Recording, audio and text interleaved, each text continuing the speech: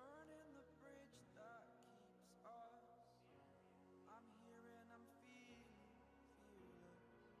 exaggerated, that's what you assume.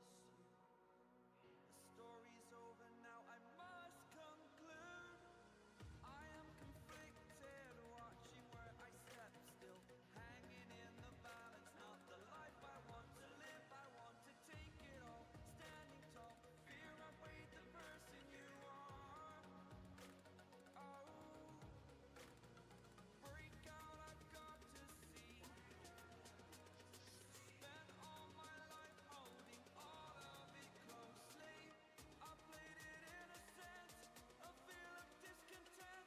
I'm finally facing it all, fearless.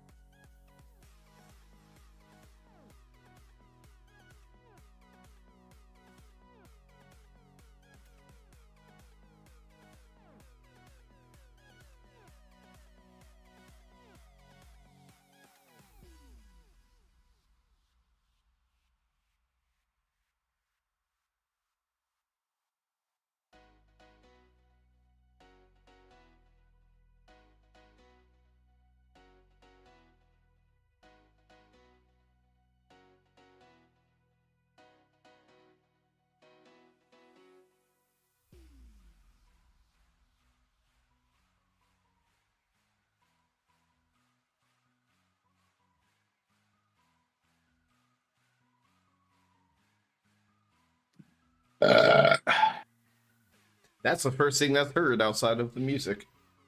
Hell yeah. Way to go. Enjoy my burps. Welcome to Burp Rope Tokes, where we just all day. Yeah, Burp Rope Tokes. It's Wednesday night, and you know what that means. There was another episode of AEW Dynamite, the one that comes a week before AEW Blood and Guts, and this year, Boston. Anytime I hear Boston, I think of those commercials. Your cousin from Boston. From Boston. I'm just saying, and that guy over there. I'm Range of Motion. And we are Top Rope Talks. Let's do it. Dog. In tradition, let's start off with our good, the bad, and the ugly. Yeah. I know we were just in there thinking about them. We didn't reveal them to each other. What is your good, sir? My good would be Swerve got a win on TV, and Nick Wayne had a great match, a great debut match with Swerve. Damn it! I was hoping you stopped with the Swerve stuff because that's my good. Yeah, I was like, yeah, I guess it's kind of like a two-parter. Nick Wayne debuts, Swerve is swerving. Nick I Wayne stole your good. I guess we got the same good. Nick Wayne's here, man. and the fans recognize him. Enough of them were there to chant his names. He got to look good. They got to put on a really good match. Thankful for it. I'll make a switch then. My good is going to be the fact that somehow the words double clothesline is getting over. MJF has a face heel. Like you said, like there's no reason that even back in like the 90s, they were not getting pops like that for a body slam. Yeah. That was one of the biggest pops of the night, was over a body slam, and I was like, not even Hogan's body slam got a pop. Like, the only Hogan body slam that ever got a pop was the Andre the Giant body slam. Biggest body slam since WrestleMania 3. I'll say it. Yep. So, with that being said, my bad is going to be a certain little video promo that irritated both of us with Jungle Boy Jack Perry backstage, and he basically won't leave his vehicle, so they knock on the door, he rolls down the windows, he starts talking all this stuff about Hook, and like, you know, it's unsafe work environment, and then we see Hook get in through the opposite door, which means the door was unlocked because we didn't see him break the glass. He didn't break the glass, right? No. So the did door not see, like, it was dark as heck in the back. right. So for him to be able to do that, that door has to be unlocked, right?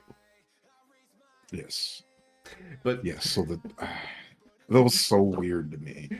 you hear Jack I Perry had no idea what was going on. he complained about the child locks because he couldn't get out as Hook was chasing after him. But even after Jack Perry got to get away, Hook was still like dragged out of the vehicle. The vehicle pulls off. We never saw Jack get back into the vehicle, and he acts like he gives up about the whole thing. Yeah. And then Hook he's like, dang it, I'll get you next time. And I'm like, but he just took off on foot. I'm like, just by looking at the two of them, I'm assuming Hook is faster. I mean, they talked about when they had that all-out sprint around the ring that he was like a D1 lacrosse player and everything. Yeah, that's what I'm like. I'm just assuming that Hook is faster than him. So, go catch him. What about your Go get him. and what about your bad? My bad.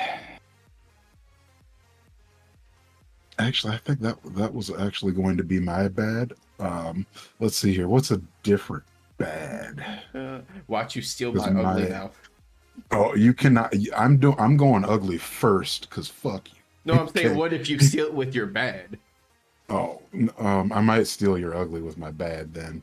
Dang. What else was bad? What else was bad? I know what you could use if you haven't thought about it. Something that dealt with a music video. Oh, that's the ugly. Okay. That is the ugliest because that was horrible. Like, ugh. But just bad. You know what? I'll give it to Commander having to wait for Jericho to be ready for his spots a few times in their match. Like, it took away a little bit from it for me. Or even the catching of him when he did do the moves, like. And then he like Commander almost hit his head on the ground a couple times because Jericho. I don't know if it was like his jump was off or Jericho just straight up didn't catch him or what. But yeah, there was just a few things off there, and it took away from a match that could have been even better.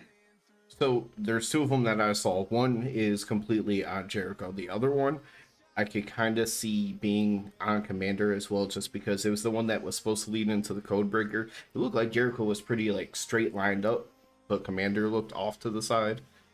Yeah. Like it was. Yeah, that's what I'm like. I don't know, but there was definitely a couple times where you could tell Commander was like waiting for Jericho to be ready. So he would be like on top rope and like looking down at Jericho, and then Jericho is finally ready, and he's like, "All right, Hurricane Rana." I did get to see a move I don't get to see too often. I used to always have in the old SmackDown games with his attempted Dragon Rana off the top rope. Use that shit so much in video games.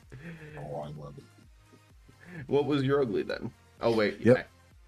You already you already told everyone what my ugly was. That Harley Cameron thing. Why was that? Why was that on television? That like if you were gonna do that, that could have been on like you could go back like 3 months and put it on Dark Elevation or something. Because no, it felt like a never very do that Rampage again. thing. Please never do anything like that again. Like if anything like that comes up again, watching SmackDown. See, I didn't hate it just because by wrestling Hate it. standards, it wasn't bad. Like we've seen a lot cringier things. Uh, yeah, but that was fucking cringe. The whole thing was cringy as heck. But my ugly, and this isn't like a get it off my TV kind of thing, but more so the power bomb that Nick Wayne took from Swerve at the end of their match. Yeah, That yeah, landing. that was nasty. So to explain, So like it was a good, bad, and a nasty. they're coming off the top rope in like a power bomb position, except like Swerve wasn't and Nick Wayne between cord. And it's probably on both of them that they weren't able to get Nick Wayne like fully turned back up into the power bomb position so much. So he handed like basically as an accordion. Yeah, buddy. He was not flat on his back like you want to see some of those Yeah, big that was power bombs. it was and it was funny to me. I was like, oh, and then I was like, he's 18. His back isn't gonna hurt. Like I remember when I was 18, I thought back pain was a joke. I don't know, man. If I landed that way from that high up, even at 18, I'm probably like, all right, I need to take 5. Oh shit, man. 18-year-old me popping back up. Basically, I drop don't know like what happened in that, like, because like before I would say not even just now. Like maybe in my later 20s, I would have been like, oh fuck that. But like from 18 to like 24, 25, I would have been like, I could do that. I'm just figuring there's probably no time in my life I want to fall from 10 feet in the air onto basically my shoulder blades. Shoulder blades. Yeah, I couldn't. I mean, it's probably not going to be fun, but like I said, the young me would have been like, yeah, I can do it, even if it hurt. Would have been like, yeah, that hurt, but I'm all right. But me now, don't even trip me. You don't even want to go in the ring and take a regular bump. The only thing I want to take is a chop. Yeah, it's like the me now, don't even put anything in my way when I get out of bed in the morning, because that might cause serious injury. You're the one person that still gets tripped up when they do the dive at the legs and the person jumps over top of them in the ring. Yeah, that would be it. That would be off. Heck no. Because if that didn't go perfectly, my knee would buckle. I can't remember when it was or who it was, but it was in AEW that somebody actually did that successfully for the first time in probably decades. And I never knew what that whole point was. I'm like, oh yeah, every time somebody lays down from somebody's feet when they do the whip into the ropes and they're running, they're trying to trip them. I was like, I've never seen anyone trip on it. Yeah, it's just a cool spot where everybody lays on the ground and then some guy just hops over real quick. I had no clue. I honestly never fucking knew. Yeah. So yeah, I mean, I always knew that it was supposed to be an attempt to trip them, but Now, I don't know. It just, I guess it's just. I I'm never thought about that though, because it's wrestling. well, thinking back to the old days as kids, like when we were seeing this stuff, like they were all bigger people, longer strides and everything, and nobody even came close to tripping. They would lay down like 5 feet in front of the person, so it was clear, plain as day, where it was never even remotely close. Yeah, a lot of guys just walk over it easily. Oh, but you're trying to trip them. It makes no sense. They were so far away. It's like I'm 7 feet tall. My stride is like 5 feet long. Now, see, it works great for like the luchadors and stuff, because little people, shorter legs, they hop quicker over steps, Yeah. more agile. It makes sense that you could like dive right in It front looks, of them. it looks better when they're doing it. Yeah. In football terms, they got those choppy steps. Short, choppy steps. Football. Short, choppy steps. Everything. Short, choppy steps. Break it down. Okay. Hey, wait, that's another crossover. Break it down. Break the wall down. I was thinking more the DX break it down. Oh, I was just thinking about Jericho and how he breaks the walls down, where he used to way back in the day. He doesn't do that anymore. He's just the Judas in his mind now. Because neither of those. Do you want to go that way, or would you rather talk about the main event segment? Just because I have no notes on that one, so it's going to be going off of memory. Okay. And it's probably the biggest news of the night. Yeah, we can go with the main event segment. And that way it'll be a second thing.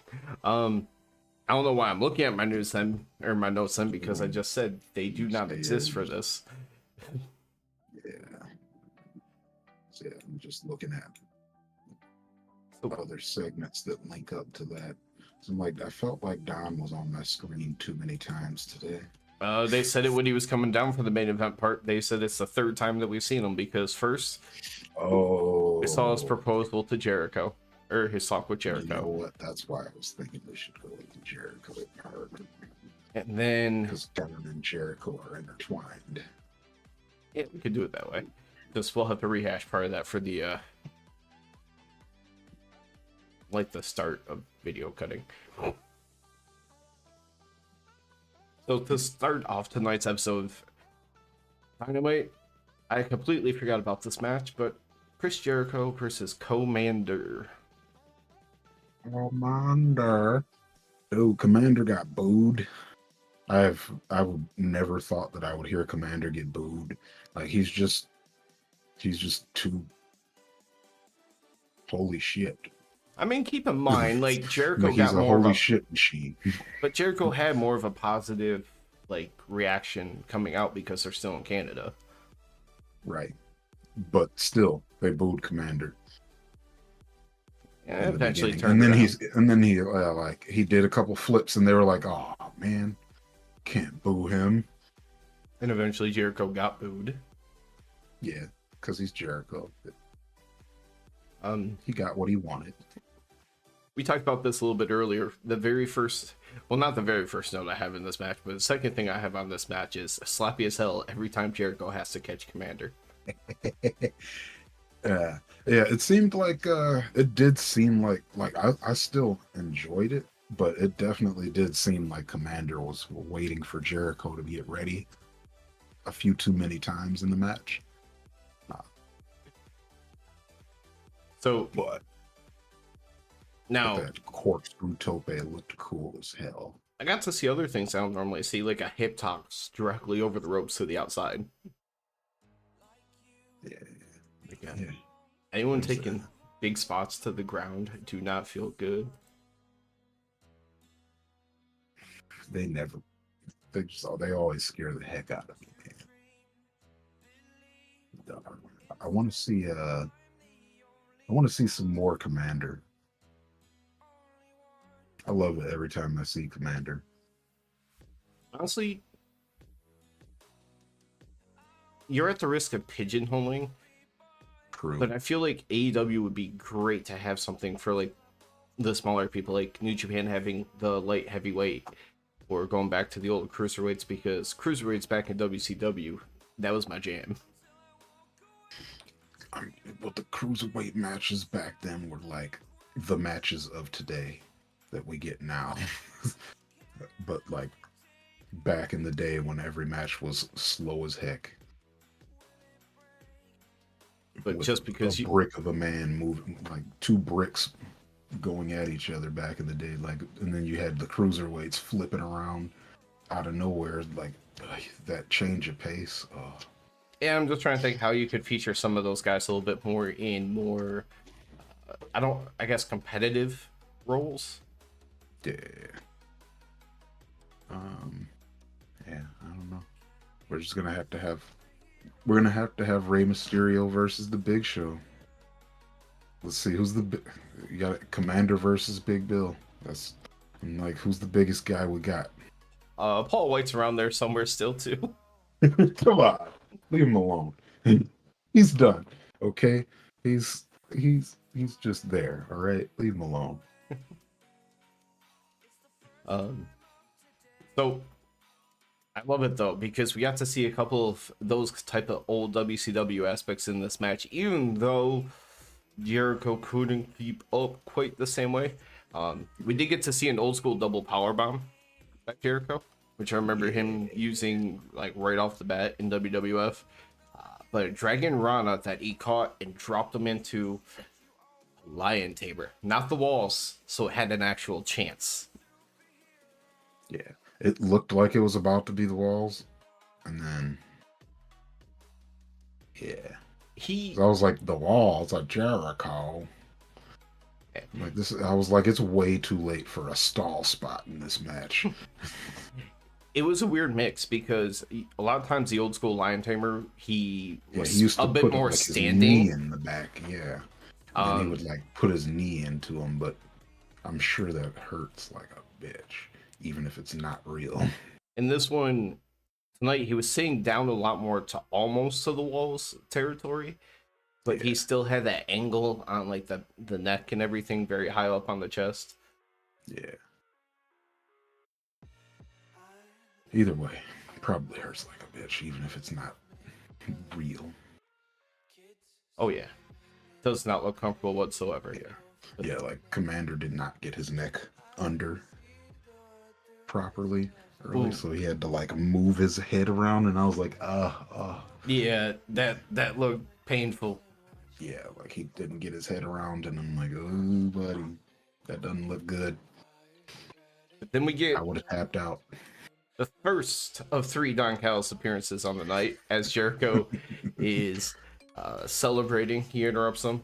The overall point of this whole thing was they've been friends, and he's not going to push Jericho make a decision right now. But he said some things about Don during this I found pretty funny. Like, just in regards to seeing Don Callis from like the early 90s in the video where him and Jericho were part of a team under Bad News Allen. Yeah. Don Callis definitely looks creepier with hair. I didn't think that I would say that, but that video, it wasn't like scary. It was just like the kind of guy that you hide your kids from. Like, that's what he looked like to me. Feels like if you try to make a Karate Kid movie within the world of wrestling, he is Terry Silver. Yeah, definitely. And yeah, you hide the kids from Terry Silver. That's for sure. But yeah, he looked real creepy with hair. Good on him for going bald, I guess. Yeah. Of course, Jericho had to mention that he still has his hair. Again, kind of. It was weird because knowing that Don gets all this heat, that's one of those moments in which it was kind of like a face move for Jericho. Mm-hmm. And well, the JAS is falling apart. Makes sense that Jericho might do another face turn. We'll see, but They'll have as much time as he wants, but they both kind of acknowledge that their mentor, Bad News Allen, would want them to be together, and they told them to always stick it out together. Mm. Yeah, and they were both like, yeah, that's true. He did say that. And Don just drops the mic and dips.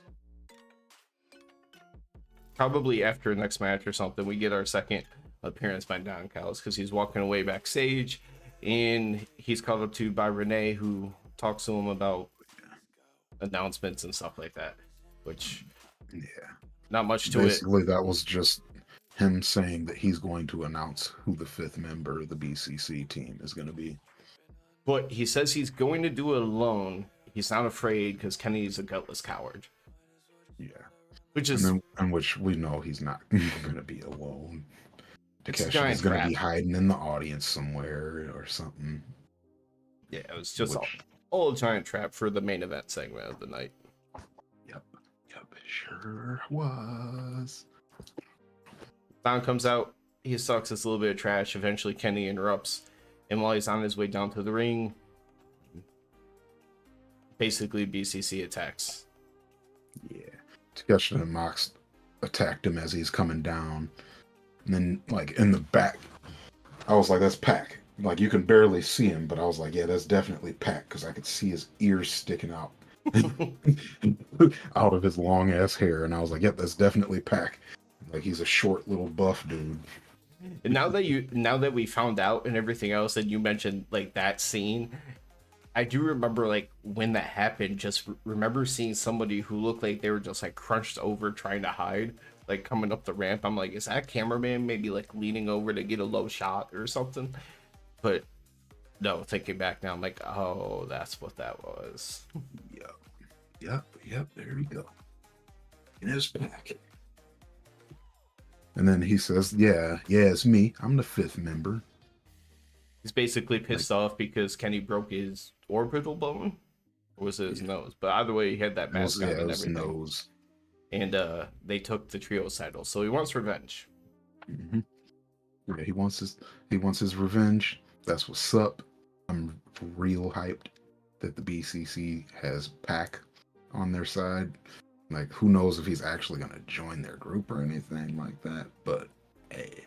So here's the weird thing, though, is he wants revenge on him in this Blood and Guts match, the 5th man, but they clearly try to eliminate Kenny well before, and they do the whole wrapping a steel chair around the neck, and Pax goes up to the top rope to get ready to jump, and they ask if he has any more last words, and they're like, Kenny's goes, we have a 5th member too, watch the screen. What's any of that do for you who's about to get your throat crushed? It's a distraction. He casts distraction. Yeah, but so one thing about this, it was very cool that we got Coda like we expected, but it kind of took away from it for me that it was a video instead of him in person. So I was like, yeah, Coda, oh, it's a video, so he's not gonna show up until Blood and Guts. Yeah. Alright. It had a music that you could kind of, I don't want to say gives away because I don't know what his music was, but it definitely made me think of like a Kenny Japan type of vibe. And then it goes, he's coming, and they eventually show pictures of him and everything else. It's like, yay. I'm just waiting for the moment that him and Takeshita have a face down in the middle of the ring, because there was a line that was used at some point, like I think it was on social media, where they said basically they had to go and get a knockoff version of Coda in Takeshita. That's cold as ice. Because Takeshita is not a knockoff of anybody. Takeshita is Takeshita. Yeah, he's just a few years behind him, that's all. I'm gonna say he's established more. That's it. But it's gonna be dope. Like last year's Blood and Guts that we were in attendance for, dope. But this year, I don't see how it's not better. Hey, you want to know one big advantage for us going into this year, watching it next week on TV? What? We're actually gonna be able to tell some of the stuff that's going on inside the ring just because we'll be watching on TV. Yeah. We've learned that cage matches live aren't as good to see everything. I think if they were just like this most recent one being Kenny and Mox, if they were just wrestling when they're just wrestling, it was fine. But once you add in things from like Blood and Guts, like somebody drops open a bag, is it thumbtacks? Is it shards of glass? Or the use of smaller weapons, like when Mox is using a fork on somebody's forehead. You don't really get to see that stuff so well unless you're looking up at the screen. Yeah. And then where we've been sitting in basically the same spot every time we go to an event. I'm so curious about SummerSlam. I have no idea how it works out that way somehow, where we're like in the exact same spot, like every time, every arena, same spot. And so we're like close enough to where you can see the action really well, but those, like you said, those small things are harder to see. But we're so close still that it's hard to look up at the screen because you're like, I can't. All right. So tomorrow, when I am attempting to get all out tickets, I'm going to try to not put us just off the stage left. Yeah, that's our spot, man. That's where we sit. I wouldn't mind going a little bit more central, but still being like the same height. Like if we can be a little bit more central with the ring, but that's the tickets start to cost a little bit more. That's us, dog. That's where we sit. It's just what we do. It is ridiculous that we have so many videos from 3 different events, and they all look like the same event because they're from the same spot. Ooh. Who do you think is going to go off the top of the cage? I feel like that's a staple in Blood and Guts matches. I feel like if there is one, because it doesn't fit anyone of this group too well. Yeah. Maybe Nick Jackson. Okay. Yeah. He's the high fly. Him and Pac are the high flyers, and Pac really doesn't fly except for his finisher. I don't really see him fly in like an extreme way either. Right. Like we've seen. He's just like, check this out. I can dive like someone dives off like the high board. Look at me. You could find me in the Olympics. Yeah, like he's an Olympic diver. I want to see a diving contest. Pac versus AR Fox. I would like to see both of them do the thing where you run and you hit the spring. I think AR Fox is gonna make that look cooler, but he's just like, he's slimmer. But I feel like he's got more of the athletic type of build that probably means he can jump a bit more. I think Fox might get more height, but I think Pac may get like quicker rotations, and because he has less ground, it's going to look so compact. Okay, yeah. Kind of like he'll how probably flip into it. Kind of like he'll do his Olympic diving move into it. Kind of like when you watch a shorter person, like in the NFL, like one of the like 5'11" wide receivers, and then if you take him and put them side by side with Randy Moss, they may run the same speed, but one looks like there's a lot more going on because they're moving faster. Yeah. So be kind of curious from that aspect to see how they would each look. Like AR Fox, because of more height, might look so much more graceful. Pac may look more chaotic. Yeah. I don't know. Either way, I want to see it. Those two look like they can dive. Watch they're both like, I can't swim. Speaking of people jumping off of the War Games cage, we had a match that included Sammy Guevara tonight, teaming up with his JES member buddy Daniel Garcia, going up against Orange Cassidy and Darby Allin. See Darby versus Sammy and Danny. Honestly, with the start of this match, I didn't know which way it would go because of the fact that they were running the story to the ground between Sammy and Garcia not getting along so well. Yeah, I did feel like they overdid that a bit in this match. Because it's like, come on, you guys don't hate each other. You're just having a disagreement. Yeah, I mean, and even before all this, it's not like a big disagreement was why JS was kind of like floundering and not really doing anything. They all just were doing all their own things. Garcia has been chasing Orange Cassidy for like 5 months now.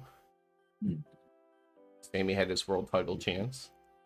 Garcia has been doing more than chasing Orange Cassidy. Like, He's been humping his face. Yeah, I was gonna say he has been humping the shit out of, like, he's done everything with Orange Cassidy lately. But he still wants Shibata, apparently. Well, I mean, he did love that pure championship back in the day. Yeah. It's interesting. Yeah, I guess they have their own Ring of Honor show to promote Ring of Honor stuff. Because I'm like, isn't there a Ring of Honor pay-per-view coming up soon? So I think there's one in July usually. Oh god, I have no idea. Usually, I believe so. I mean, I know they tape weekly after Collision. Before Collision. After Collision. I don't know how they do it. Because I could see it being like Rampage where you do it after. But there's a pretty nice exchange, just a nice reminder that Orange Cassidy can actually wrestle, because him and Garcia went back and forth exchanging like 5 or 6 crucifix pins apiece at one point during this match. Garcia always looked smoother, but the fact that they were able to do it was fun in the first place.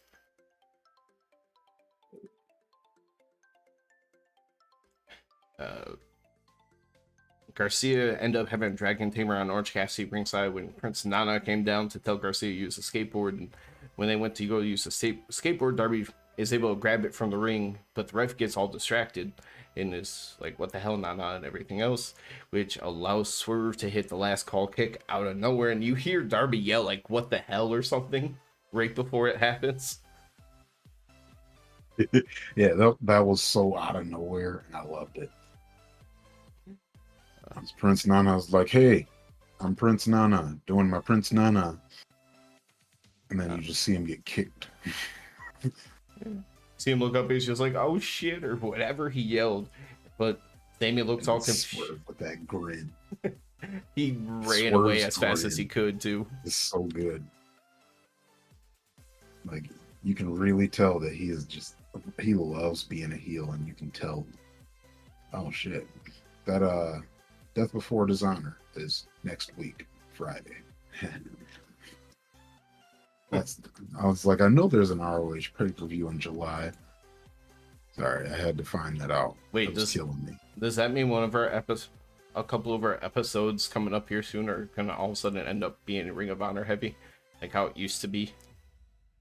They have their own weekly show now. I don't think so. That, and I mean, maybe you do something Rampage-ish. Maybe you can do something based on Samoa Joe, considering what he did on TV last week for Collision. Yeah. And he is a Ring of Honor champion, so.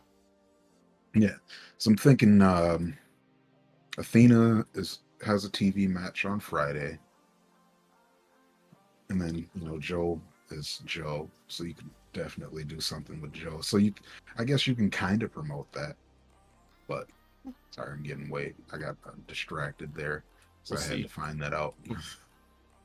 But Garcia kind of looks at, Darby just kind of dead in the ring and kind of singles to Sammy, who is like, oh, I don't know what happened, but okay, and lifts him up. And Darby's already out cold and hits the GTH for the win.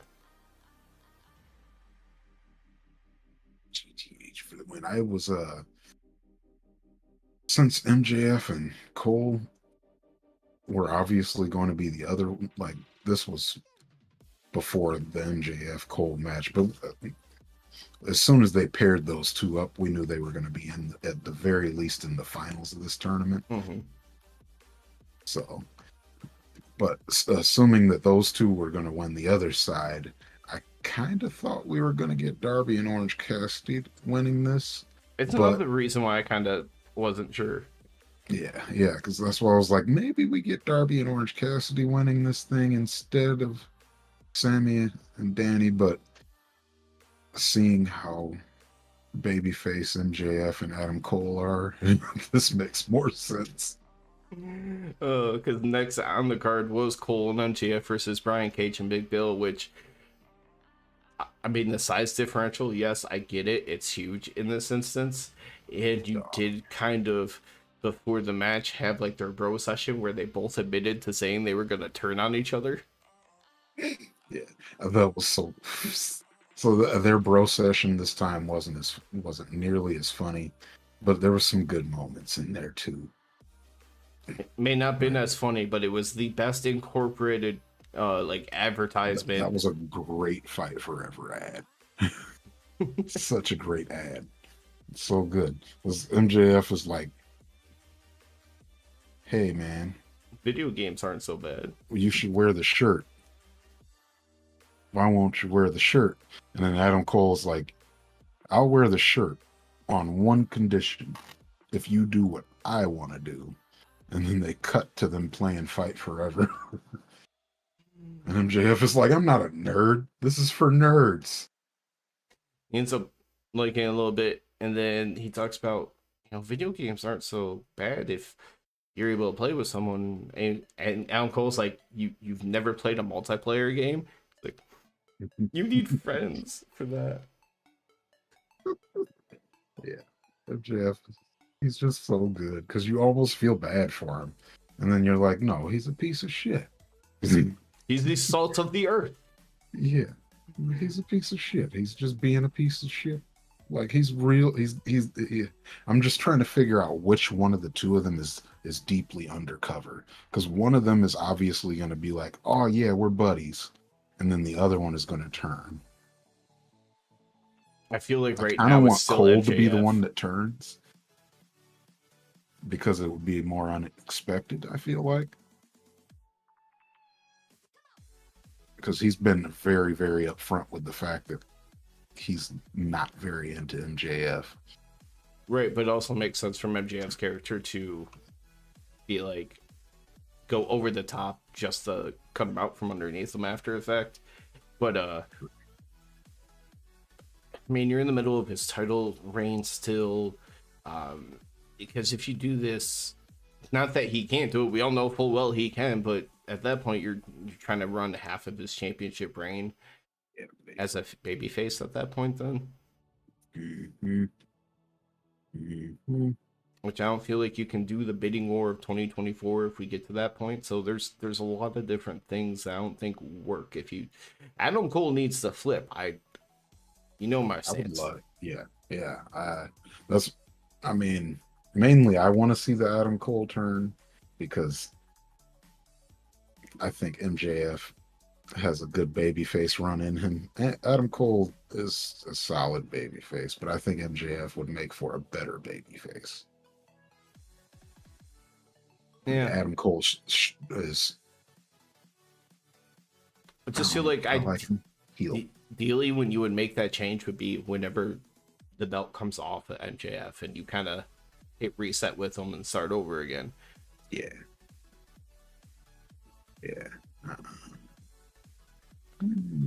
Either way, in Fight Forever, they are tag team champions. So they beat FTR in Fight Forever. Listen, man, you know how tomorrow I am trying to get the all-out tickets? If that main event is Adam Cole versus MJF, and I finally get to see Adam Cole, I won't care what the fuck he is. Oh man, if I shouldn't even say it, but What if they were like splitting events here and They did it at Wembley. Cole and JF is all out or all in? uh,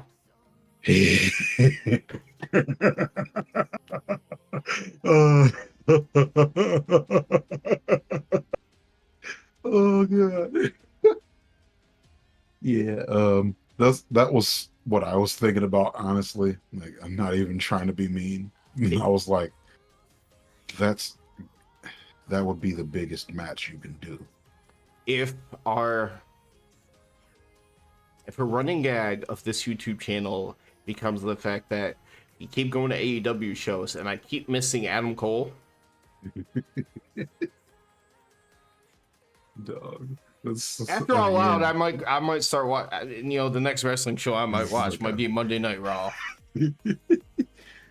No, you got to go watch NXT since they won't give you Adam Cole.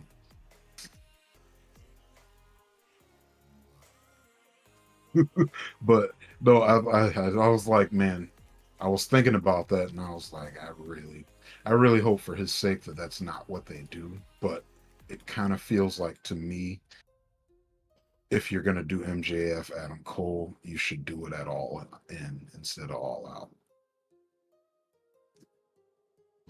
I think the main event of All In should be Jamie coming back to beat Tony Storm over the UK. I mean, I'd be down for that.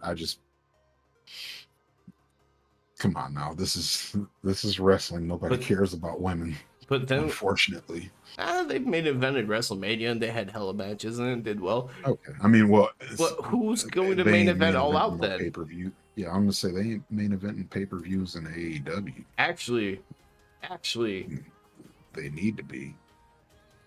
Well, I mean, we've talked about it. There isn't enough women that can do it. Not be, sorry, it's Tony Storm, but Tony Storm, I don't know. That just doesn't feel big enough for me. Like, you'd have to start building that up real soon to be the biggest match. Well, I mean, it's not like you're starting from scratch. Yeah, I have a story already. It's just JB has to come back. Right. Anyway, back to this though. There was a push-up contest to start the match off between Cole, FGF, Brian Cage, and Big Bill. Up until Big Bill had to taunt MJF, like, you can't let Adam Cole show you up like that. Yeah. He starts doing his little push-ups, and Big Bill's like, yeah, good job. Stomps the shit out of him. But MJF says he's going to hit a body slam, and he wasn't able to do it, so he started acting like he was hurt. That was good. He tried the first body slam when he like doesn't even get Big Bill off his feet, and he's like, nope. Tags Cole in and just walks off. And Cole's like, come on, man. This is after we haven't even tried yet. And this was after MJF had texted him saying he wasn't feeling good. Oh yeah, that's right. Yeah, he texted him during Adam Cole's segment with Renee earlier there. Roderick Strong. Adam Cole was on the phone with Britt, and he's like, no, I didn't touch any of them women's that MJF brought in that first segment. Like, he was like getting chewed out clearly on the phone. That was great. But then, yeah, Roddy was like, you're not starting to like that guy, are you? And then he gets that text from MJF. He's like, MJF says he just walked past Brian Cage and now he has the flu.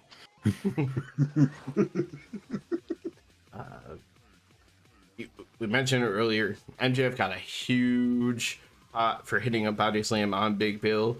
At one point, they got the fans actually chanting the words "double clothesline." Yeah, they chanted body slam and double clothesline. Who does that? Who does that? MJF, you're so good, man. You got people chanting body slam and double clothesline. Like, those are things anyone really cares about seeing. Hey man, Jim Cornette's probably happy. He probably is. He's like, there we go. The same wrestling moves since 1953. But in the end, MJF's able to hit the heat seeker, and then Out Cole hits the boom on Cage for the win. And basically, the whole thing after a match, they just praise each other. I don't feel like there was anything to it so much, do you? Yeah, it was just we love each other. Our shirts are available. Yeah. Just to show they're more on the same page now. Yeah, that match ended in a flash, and it was like, Well, you I got don't know. two of the There's something smallest about the people on the pacing for roster. me. Yeah, that was one thing that I did like about this a lot was that MJF kind of had to pull out his the little lucha moves that he knows, and he actually does them well because he's MJF and he's damn good at everything, just about. But I was like, he's got some lucha stuff too. That's what's up. Yeah, there was two double clotheslines hit in this match. I know they tried to do it at the very end for the win, and it did not work out for them. And then they Say turned Brian around. Cage, or no, Big Bill hits one, and then Brian Cage hits one. Just not the way they were thinking about it. Yeah, not the kind of double clothesline they wanted. So tonight, to determine one of the finalists for the Owen, yeah, we're just gonna stick with calling the Owen. So I forget the whole thing. Sky Blue versus Ruby Soho, which is a match that we penciled in was happening from the very start, and the result is what we thought it was. Yeah, I mean, come on, Sky Blue was not about to win. Like, even after, I was really happy that Tony and Saraya got kicked out early, so that way there couldn't be too much outside interference. Because holy shit, Outcast's I can't even speak. I hate him Matches. so much. The Outcast matches are terrible, and it's too much interference. So I think they listened this time, and they were like, "All right, we kick them out early, and people will not complain the whole match." But unfortunately, even after the Outcasts are gone, the rest of the Outcasts are gone, this match was still not clean. And that was really saddening because I love Sky Blue and I love Ruby. I was just thankful that they didn't cut it didn't super deliver. short, though. Yeah. Like, Yeah, it wasn't short, but it just didn't deliver for me. it wasn't anything special, which you kind of hope with the built-in story that you have in between this match and what will likely be the finals. There's built-in story into each of those matches because Sky Blue just pinned Ruby in a tag team match recently. And next, we predict both of those that's going to be Willow, right? Yeah, oh yeah.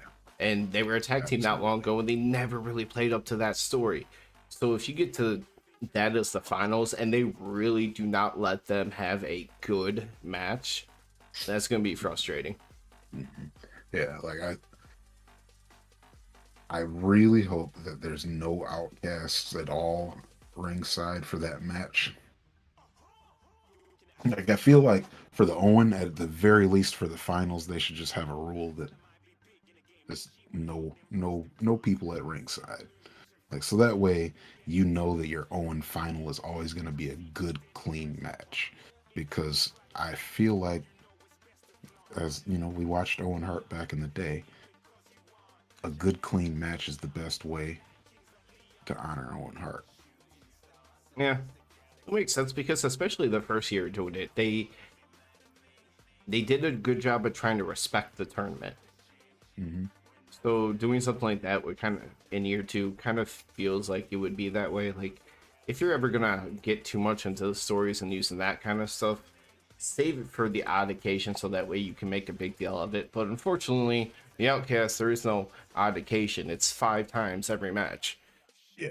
It's usually the entire match. So that's where I'm like, please let the Owen final be a good match. I mean, I've already claimed that Willow's winning on Friday because I kind of felt like the end of this match, like that ending there where the Outcast came out, I kind of felt like it was not supposed to be the Outcast coming out, but Willow coming out for a stare down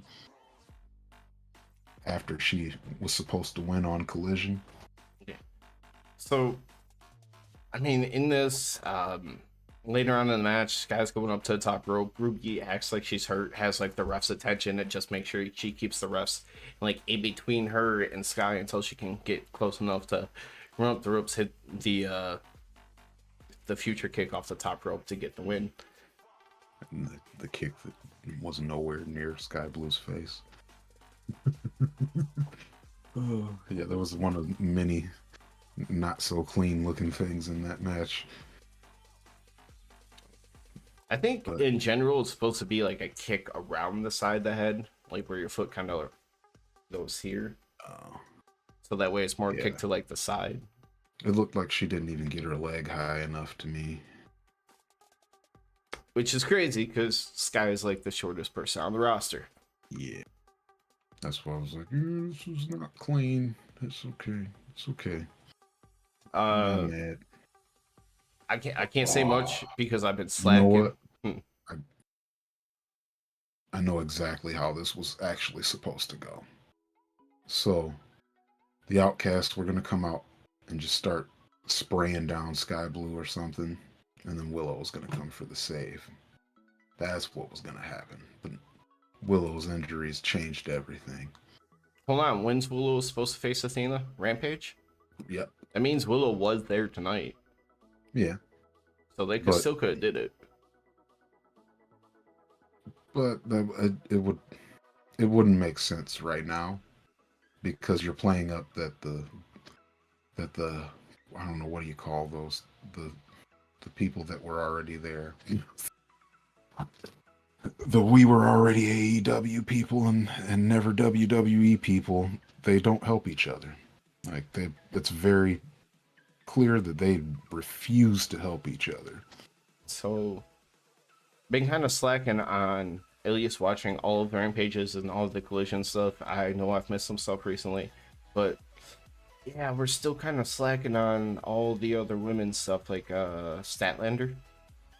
Hello? Yeah. It's been a couple weeks since I've seen her on Dynamite, at least. So was she on Rampage or Collision? It was I think she was on Rampage recently. Taya Valkyrie, I think, was the last match. No, she might. I think she had one more after that, actually. But yeah, either way, Chris Statlander's kind of gotten lost real fast. She comes to me. It seems like she's kind of gotten lost fast. Like, she just comes back and returns, wins a big title match. Like, that's a person you keep kind of pushing to the forefront of everything, and you make sure you have her. Like, she doesn't have to be in a match every single week on Dynamite. Give her a quick 2-minute segment or something real short. Like, she should be featured all the time. Other women on this roster need to be featured. I'm like, for instance, I understand Jade being away. She was champion for as long as she was. You keep her away for a while until you have something in place for her. When she comes back, hopefully she's still training, she's still putting in the work, and then you can kind of start her next arc towards the world title when she comes back at like All Out or whatever it might be.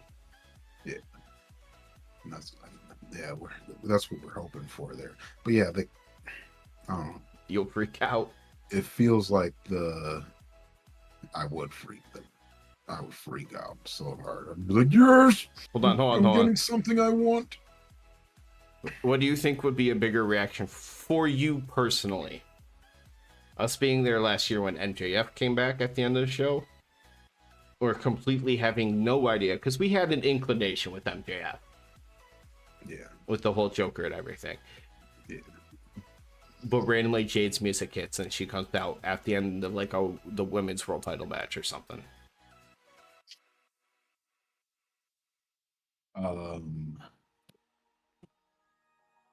Man, it's probably gonna have to be that if Jade comes out like and is immediately like, yeah, I'm in the world title picture.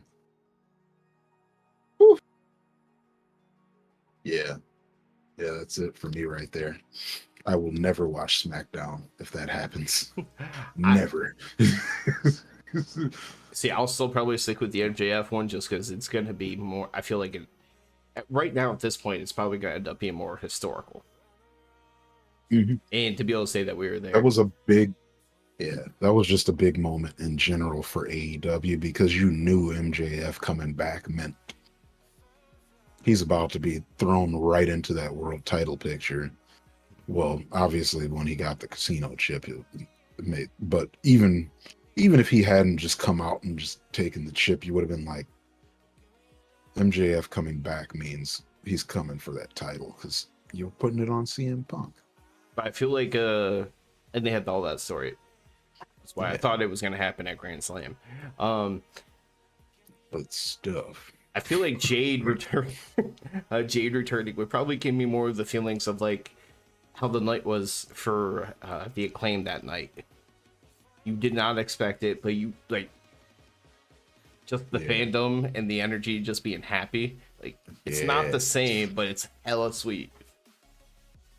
That was one of my favorite things. There's two big things there. Well, no, there was three big things there because we got to see Sting for the first time in life ever there too. And that I know that touched both of our hearts from back in 96 97, well, like back in the 90s. Sting's the man. And then I'm trying to remember. Let's see. The pre-show had the whole Hook Action Bronson thing. I don't remember another thing from pre-show. I remember Hobbs squashing Ricky Starks. Yep. Wild. The Luchasaurus turn on Jungle Boy. So Christian won in like 10 seconds. So yeah, apparently Christian's hurt and they had to pretty much scratch that match. The trios match between Hangman and Dark Order versus Young Bucks and Kenny. Yep. In which Young Bucks and Kenny won. I guess Silver might have got hurt for a brief time in there. When he took the buckshot, when Kenny or whoever got out of the way. I don't know how long he was out or if it was actually Andrew. I just remember the initial reports. And then, let's see, we know what the main event was. The women's match was the Fatal 4-Way where Britt screwed Jamie, right? Yep. And that sparked the that sparked the when is Jamie getting her chance at the top.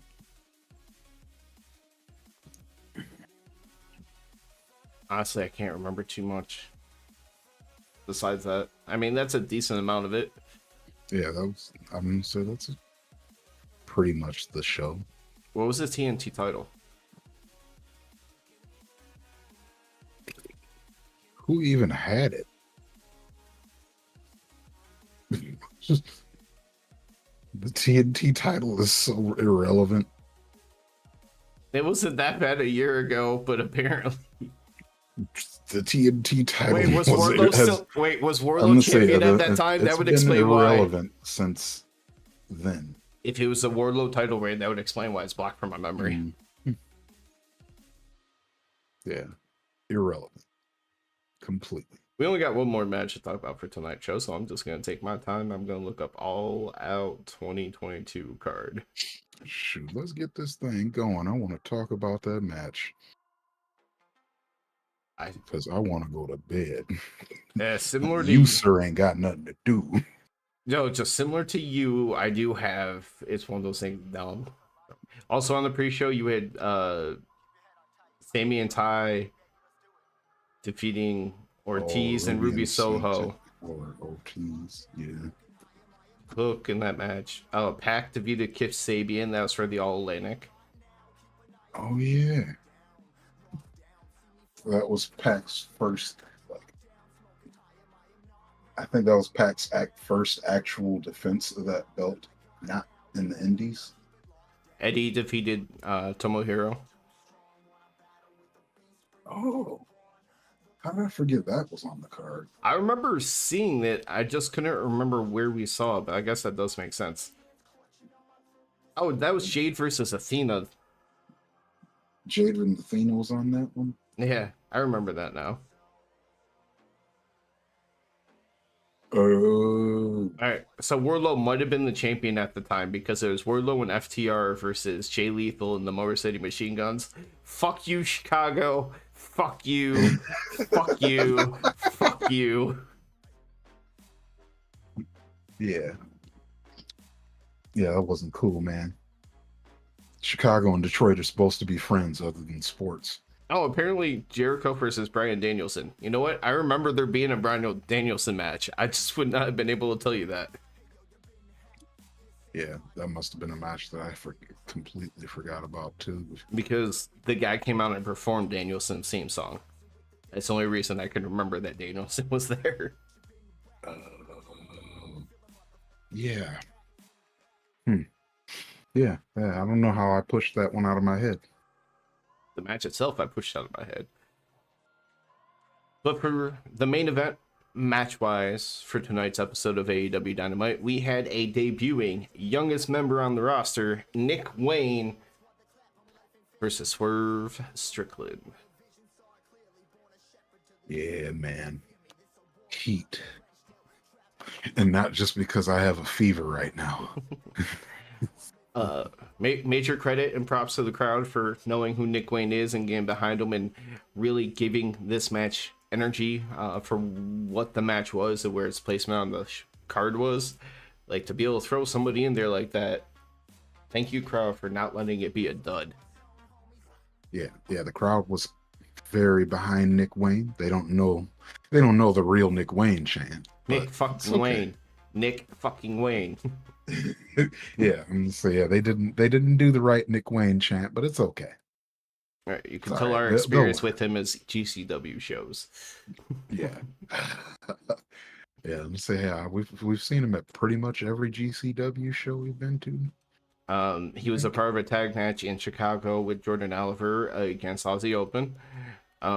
He was in the four-way match in October that featured Commander and a couple other people. I don't remember who off the top of my head.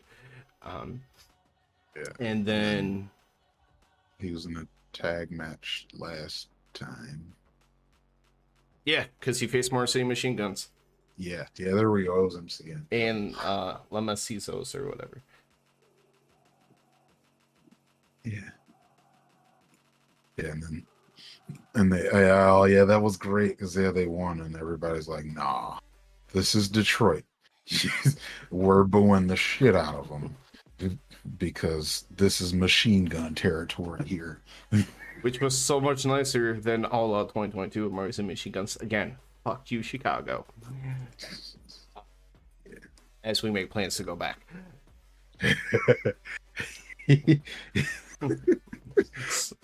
But before we ever got to this match, we had another little video segment. This time, as opposed to Darby really talking about Nick Wayne, we got to hear it all from Nick Wayne's perspective. I know you commented you enjoyed it. Yeah, I liked it here. It wasn't like him being a wrestling character. It was just a kid talking about his story, and it really does, it like hit me in the feels. So I was like, oh, it's just like, it's not like I'm a wrestler talking about how I've struggled and I'm gonna be the champion one day. It was just like, this is my story. Here I am. I'm Nick Wayne. He didn't say I'm Nick fucking Wayne, but he said I'm Nick Wayne. I'm here. Like, that's what it said to me. I'm like, I'm here. This is what I'm about. This is my history.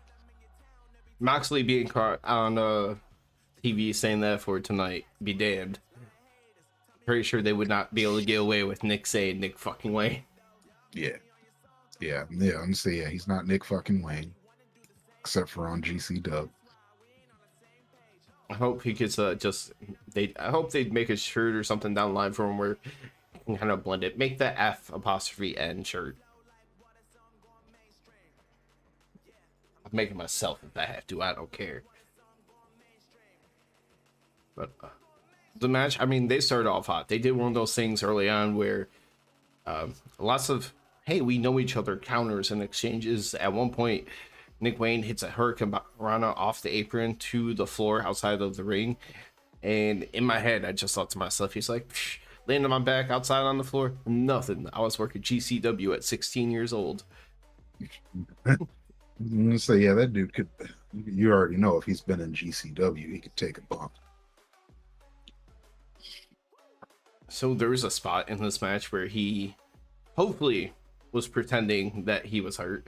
And honestly, in my head, like the way that it went down. About the Hurricane Rana to the outside.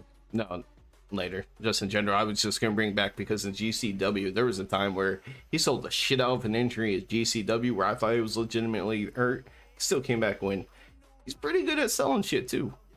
Yeah, he is a good seller. There was like is the one I was thinking of is it that power bomb that you're talking about that looked like it hurt. Mm-hmm. He actually looked like he was in real pain from that Hurricane Rana to the outside. Like it didn't look like it landed clean. Like he maybe hit himself on the side of the ring as well. See, sometimes I think about like those ones where you land flat on your back. I think back to imagine jumping in a pool and you land flat on your back. You know, there's like it doesn't hurt you too long, but there's that giant like sting that goes across your back. Yeah. You throw it. So I kind of wonder if you hit the floor with the flat back, if you get that feeling a lot. I don't know. I'm not gonna find out. I'll tell you that much. Aw, you sure? We have local events we could try things out on. Be like, hey, if we sign a waiver, can we just fall? Like, yeah, I just want to take one bump, see how it feels. Give me like, your all right, I'm never chopper. doing that. Yeah, there we go.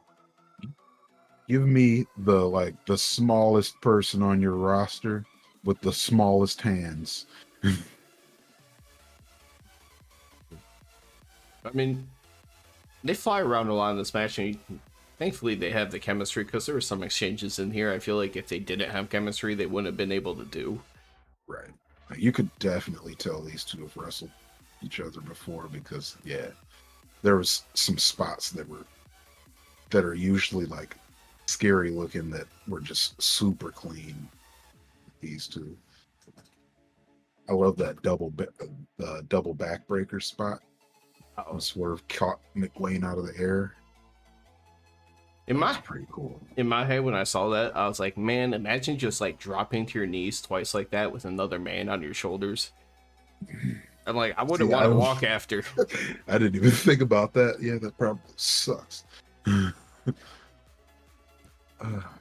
Sounds awful. All right, skipping the old man portion of the podcast. Oh, my bone's hurting. Yeah, everything hurts. At one point, I mean, Nick Wayne does a lot of his like springboards, back handsprings, all that kind of stuff. But at one point, he was doing the whole standing on the ropes while Swerve is on the turnbuckle and goes to do a Hurricane Rana from the top ropes, but is countered with a power bomb that looks like they slipped just a little bit, and it looked ugly. Yeah, I like that a lot because that thing looked nasty. It was nasty. Whether it be for slipping or maybe Nick Wayne not being able to pull himself up all the way, basically it wasn't able to get his his back parallel to the mat to kind of land on his back, and kind of fell into his upper back and shoulder blade area. Probably close to 10 feet in the air. Mm-hmm. Yep. That sounds about accurate. At least a good 10 feet. And yeah, he was all crumpled up on his like upper back. Like real close to the neck.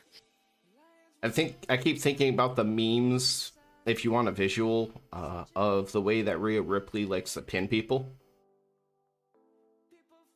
Where she has that high stack. Mhm. Yeah, it was kind of like falling in that position. Yeah, from 10 feet in the air. Wow. But yeah, I love that little spot there. What was that? Oh yeah, right before that, he hit that reverse Hurricane Rana after Darby came out and encouraged him. He's like, "Come on, you can do it. Did you You're my have, little buddy." because I know you have overall concerns, but when you saw Darby come back out after he didn't stay after the entrance, did you start to worry that maybe Darby would help Nick Wayne get a win over Swerve to have a little bit of revenge from earlier in the night? Did you ever think that it was possible that Swerve would lose this match? So I definitely didn't think Darby would do anything to help Nick Wayne win. At the very least, or well, at the most, I thought he was just going to stop Prince Nana from doing anything. Um, but yeah, at one point, I was like, if they give Nick Wayne a clean win on Swerve, I'm gonna be real sad. Like Swerve needs wins. Like Nick Wayne just needs to look good in his debut, even if he loses. So that's what he did here. Mission accomplished. That's why my reaction to you was not a clean win against Swerve.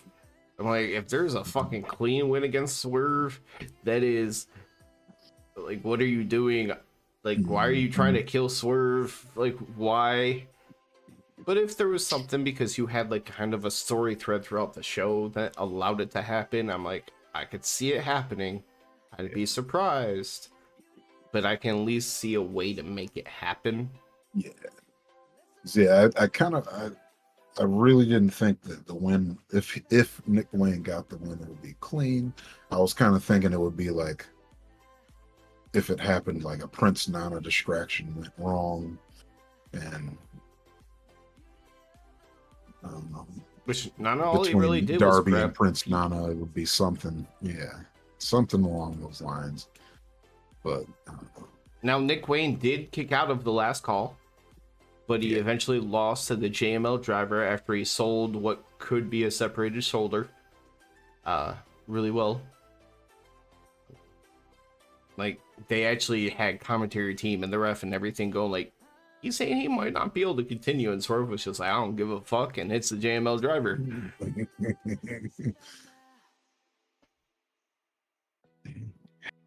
Swerve's a bad dude, man. A bad man. So I agree with something you said earlier about when he interfered in the other match. He has a hell of a smirk. It works great as a heel, right? Mhm. Which is why it kind of bothers me that he always wears that whole mask. But at the same time, for like a cinematic version, the whole pulling down and revealing of it is so golden. Yeah. But I'm like, it tears me up because I'm like, man, he has such a good face to not cover up. But there's an art to it, and I'm like, it works. Yeah. Yeah, I haven't always been a huge fan of the mask thing, but yeah, the that brings it all together for me when he just, and then you just see that shit eating grin on his face. Like it's great. His grin just says, "Yeah, fucked you over." If only he was our All Atlantic champion right now. He's gonna be some kind of champion, and I feel like he should be some kind of champion by the end of this year. Otherwise, what are they doing? That might be the happiest thing for. I mean, it's kind of other stuff ongoing right now where I don't know necessarily where he'll be going into All Out, but hopefully we have a reason to cheer for him then. Yeah. Watch, they put him against one of my favorite people, and I can't even cheer for him. Oh, yeah, I'm gonna be team. Well, Swerve is taking my top spot in AEW, so I'm cheering him over anybody. Don't care who else it is. Like, unless if they started doing mixed gender matches and he faced Willow, then I'm cheering Willow. Cesar, Otherwise, it's Swerve. I mean, I don't see him in a feud with these guys come all out, but I'm like Adam Cole and MJF. Yep, he's still getting the cheer from me in that match. There'd be That would guys be like, sorry, that would be like how it was watching Swerve in Our Glory and the Acclaimed. It's like, yeah, because it was like we're cheering for the Acclaim because Swerve in Our Glory, they already got their spot. They already got their shine. It's time for the Acclaimed. That's how I would feel in that kind of situation. I'd be like, it's time for Swerve's shine. MJF and Adam Cole have been main eventing every damn episode. Or, well, they've been the primary middle of the focus. They've been the primary focus of every damn episode. Well, other than when the Elite have something big happening. But see, they're the main thing. See, there'd be guys that'd be tough to me, like level wise. I would look at it, and it makes no sense to have these two face each other. But like him versus Samoa Joe, it makes all the sense for Swerve, the one who's going to be younger, wrestling for longer, blah blah blah. Joe. But I love Joe, and I know you can portray him as a main event guy. Like, so there's certain ones like that I would be so torn on. But yeah. Oh, here, I'll give you one. Even though you already said, your answer is going to be Swerve. Swerve versus, like, Ricky. Swerve. It'd be tough because I'd be like, I know both these guys. Yeah. But yeah, it would be like that step. That would be one of those kind of things where I would be happy no matter what the outcome. We say that. As it's not like as long as it's not like a DQ and then somebody else comes out and takes the spotlight or something. No, the fucked up thing is we are in that exact same situation with Ricky last year with him versus Hobbs. We're in the exact same situation where it's like, hey, both these guys can get it. Yeah, we were like, somebody win. It was just a surprise that was a squash. Yeah, that was the biggest surprise, is that it was like a less than 5-minute match. Like, damn, Hobbs just kicked the shit out of him real quick. Done. A lot of the people I'd like to see Swerve elevate over are all heels right now too, so it's kind of hard. I'm like, I'll take him over Jay White. But what baby faces does AEW have? It depends. We're in Chicago. Let Swerve beat CM Punk. That's what I mean. Like, we have a conditional, like, and depending on what city you're in, CM Punk is either heel or face. So he's an in-betweener, basically. Yeah. And it feels like he wants to be a heel, but he can't fully go heel yet because a lot of people are just, I shouldn't say people in general, a lot of people are actually happy he's back. I mean, there's a whole lot of people that are just like, nah, fuck that guy. But it would be nice to be in Chicago again this year and have more people on our side. Hopefully. In Chicago, they definitely want. They're gonna be like, yeah, CM Punk, son. That's CM Punk country. But we got to see it last year, though. People travel. It was not as, for the pay-per-views, it wasn't as bad as like going to like a weekly episode kind of deal. Mm-hmm. The pay-per-view, like Mox had his sections. Yeah. So just all we need is a little bit more. The Mox chants did get drowned out by CM Punk once pretty frequently, but there was like one or two that snuck through. Yeah. As opposed to feeling like 100% high energy for Punk, it felt more like 80% and slightly less energy for Punk. I want it to be like 60-40. You're gonna have to get someone that people really, really love. Listen, man, to get 40% in Chicago. We're bringing one more person from here with us this time. That's one more person in the crowd. Actually, watch he be a huge Punk fan, and we're just all fighting right there. Yeah, I don't know where he stands on the CM Punk thing. We'll message him later. Be like, We'll be in Chicago. Are you pro or anti-Punk? Like, we need to know. Like, because we are going to heckle the shit out of Chicago. Wait, It hold is what on. it Let's think is. about how. No, that's the wrong way on camera. This is the right way on camera. See, last year, y'all started shit with the Motor City machine guns. So we had to stand up in the crowd and be like, fuck y'all. We probably won't have that luxury this year.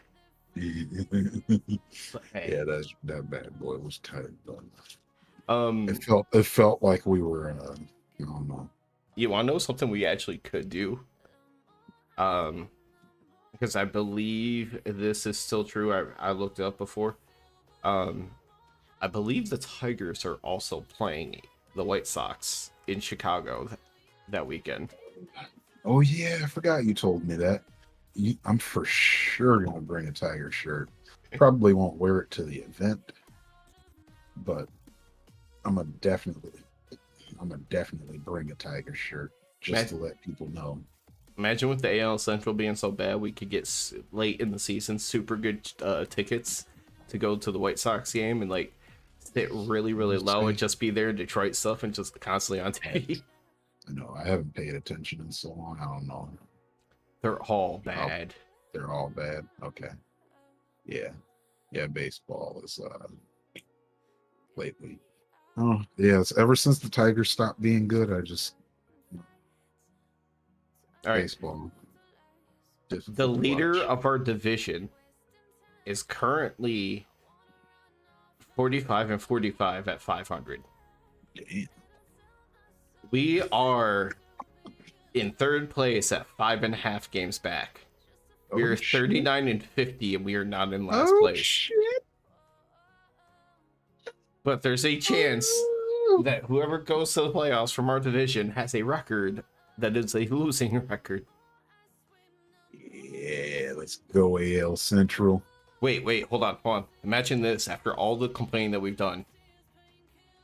Somehow the Tigers sneak into the playoffs. With the losing record like everybody. Don't get our hopes up like that. And then the Lions. It's the one team that we actually feel like we can count on. But the Red Wings just made that trade that everybody wanted, and they could be a playoff team starting in October. But no, it's not happening for Tigers.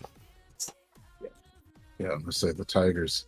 Tigers are like, I mean, like they're probably not as far away as the Pistons are from being good, but they're a long ways away. It's just that somehow standing wise, they're in it. They should not be. Yeah, that's bad. Go Lions. Go Tigers. Yeah. But you want to know what really sucks about that? Lions, Tigers. The third part of that phrase is a city that we fucking hate, and we're sitting here talking about Bears. Every time I hear Lions, Tigers, I always think Bears. They're gonna shit on the Bears. Dude, you froze up so hard there. Oh. I was watching a video the other day of a mountain lion fighting a bear. The bear did not want to smoke. Yeah, see, you don't want to fuck with the Lions, Bears. You don't want to fuck with the Lions. So I was like, yeah. And then I was really happy because it was a National Geographic video on YouTube. And then the first comment is somebody was like, this is what's going to happen when the Bears come to Detroit. And I was like, hell yeah. You can't even watch National Geographic without people plugging the football teams. The NFL. All right, with that being said, anything else that you want to throw out from tonight's show? I love you guys. All right, with that being said, everybody, don't forget to like, comment, subscribe, share, all that good stuff, and we will see you soon.